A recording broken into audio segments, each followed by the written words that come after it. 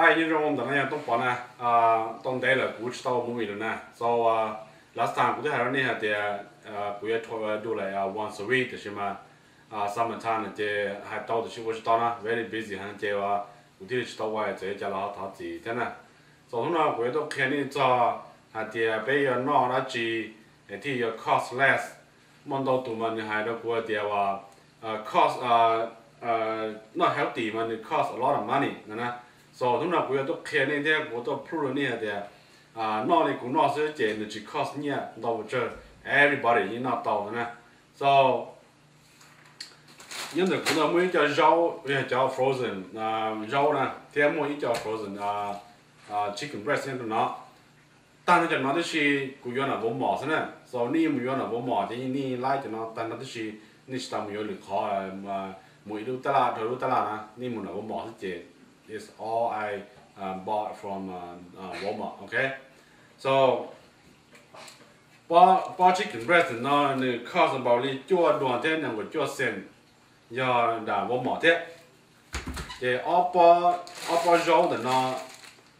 oppo nó là broccoli á thì oppo nó cost about li the $1 thế bây giờ chỉ cent per each thìนี่จุ่มอยู่จ่อว่าแบรนด์แล้วโชว์แต่ great value นั่นน่ะจะ great value นั่นมาที่จะเป็นยี่นั่นเพราะอย่างนี้เขาไม่เนี่ยเนี่ยมันอยู่แบรนด์จงชันเดินนั่นหรอ it's okay แต่ใช่ไหม for me I prefer the great value because it นี่เป็นยี่ที่นี่เขา容易雅是呢 so Oppo 呢就Oppo cost about $1ที่เป็นอยู่1 cent so ผมว่า Oppo 不贵ที่แต่ Oppo 不贵เนาะ Oppo cost about 1 cent thì Oppo nông tồn chúa, ok, Oppo nông tồn chúa thì nó ý giả是thế，Oppo cost about 就有点60thế，thì của họ mua Oppo tồn đấy nè，你要豆就做了，要豆了么只要对方那呢，叫 green beans 是呢，thì Oppo thì nó ý giả thế，Oppo cost about 就有点60thế，nè，thì cũng mua Oppo Baby Lima。Baby Lima nó ý giả thế, Oppo cost about 就有1 cent thế, thì mua Oppo ok như hậu. Giờ họ mua Oppo Care nó lấy cho vào là mất tiền tao tiêu vào nè. So Oppo nó cost about 就有1 cent thế nè. So all together here, mua vào Oppo đâu gì cổ bao cho 就有1 cent. Thì cổ Oppo broccoli nó là Oppo giờ ít đoàn thế bây giờ gì sen, rồi ít bao cái nó giờ chưa đoàn thế nào cũng chưa sen, thầu đầu tiên đó thì cũng spend about nên người ít là thế gì giờ chỉ sen thế này, so nên người ít là thế gì giờ sen gì giờ chỉ sen nó cho nó thì chỉ có ít lần nó thế này, người last got about the EV một RV đó này, depend on cái năng độ nó check, ok, hay là có on cái gì nó này thì nó ưa cái gì nó là chỉแต่有的时候呢，这个么我到了目前的做 lastly EV 了，我做 EV 贴 on 变成的时候就是大啊，所以呢就到了好多呢。但是帮盖的呢，这也一零闹是呢，这掉我们 lastly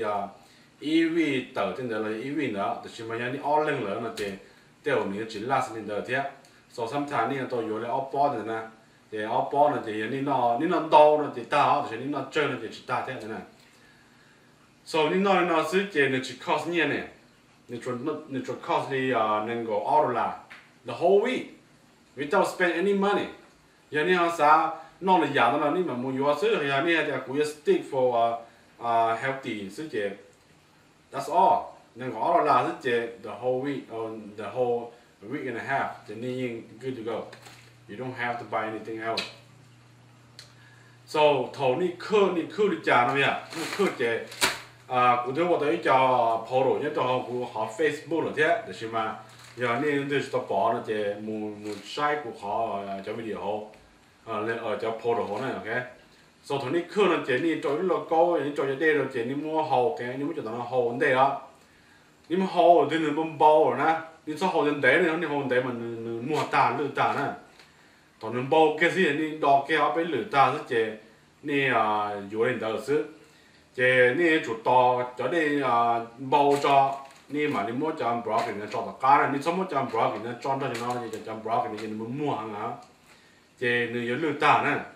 你这打着那你包哎都用的些呢，这你莫讲 block 那他离开到这你莫打开这些领导1、2 年叫 block 那那包开始呢，这有人得是，这你只找这这呢，只找这只找那么大的 software 呢 ，nothing，OK， 你个干了。cho thì cho vegetable nó mà tôi muốn cho cá gì cá cho cho hồ thì nó thì ni ok rồi you don't have to mua giấy cho hồ nè sau ni mua bao tờ là thì ni mua cho một cho rồi cho container thì ni mua cho một frozen giấy thì tụi ni ready thì ni thâu cho là thâu nó thế vì thì ni chú ý nó là thì bên busy hơn nè bên chú mua xí hơn nè bây giờ thì ni chỉ là spend a couple hours khởi tiền that's too much time thì lúc mà 2 thì là chỉ biết là một spend time là một khâu cho nó chia một frozen chia thì thầu bên nó thì chỉ thầu cho là một thầu là sức thì chỉ cost xí hở nè họ chẳng cái là thì ý định nhất là đi nhẹ nữa như thế đi thì cũng chỉ nhẹ nó cái frozen nữa thì đi mua và cho nó cho một frozen sức chẳng cái là thì đi chia thầu từ đi nó là thì đi mà đi mua cho là chi nó mà như xí ở trên đấy này đi chi kia là chỉ trong là thì sẽ chuyển được xí này so ni为那一刀和你还是的哦，不全部需要的，不用我讲那叫那么鸡么你 frozen 做就做得闹的啦，it's up to you, you know. So this whole thing here is cost about $22. And then 对于全部 any excuse you're not healthy 呢 ，you have no excuse. 的哦，不全部你来，你那 healthy 嘛，你 cost a lot of money. You know，不是说你们那叫 fancy， 那哈呢，不是说你们又叫 fancy。富啊，那么多 frozen， 那么结合得来，你们有一 pack 你要背包了呢 ，it's nothing like that, you know. So 那是你摆的差的，你们有到呢。And 这个还做叫 open 呢，OK。giờ你那了，就不啥个你怎么忙呢？那忙呢，就你怎么叫忙的好，就你要找到的，就是嘛你 try to eliminate 就忙。thì muốn cho ôm cho là một replace để non cho thì nó nè thì nhân trong này cũng hay ni muốn cho ôm cho là một chỗ đây at least như là số một chỗ plus số một đó họ giờ ni không muốn xí hở nên là cho li over này ni tàu thì ni muốn chỉ cho qua ta thì giờ ni họ muốn sửa nên là ni muốn cho đây cho một chỗ này còn nữa cho qua đó lọt ta nè thì ni trả món nữa bò cho là một thì ni muốn cho là một thâu thì một chỗ on là thì nữa thì cho mỏ rồi ní cho ôm rồi nó giống như cho mỏ liền nên chỉ có tôi thấy cái khăn rồi chúng tôi thì mỏ lại thì ní muốn cho là một non là cho nó sẽ chế chính đấy sẽ chế ní lúc plan là nó cho nó cho nó được bảo dù nè hay là ní pin nó mỏ là chế ní lúc plan là ní cho nó ní bảo tàu đó so do that ní nó cho ôm in do sẽ chế ní chỉ sản nó mỏ nè cho ôm rồi ní cái cho mỏ thế so that's what I do and that's what I eat. Okay,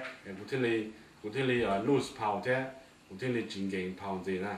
and họ dùng chắp lên để bé, thì bé nó healthy sự, thế bé giờ cho nên healthy sự, họ giờ ní chỉ dùng một cha, ní chỉ muốn nhiều một cha, ní chỉ một business, một làm một thứ gì, you don't healthy, that mean nothing, those things mean nothing to you, okay, so stay healthy, that's the best way, so. Lý nó sẽ mua chỉ là mà ni hai cú này, okay, bên mà xin chỉ được lý do. Thank you and see you guys.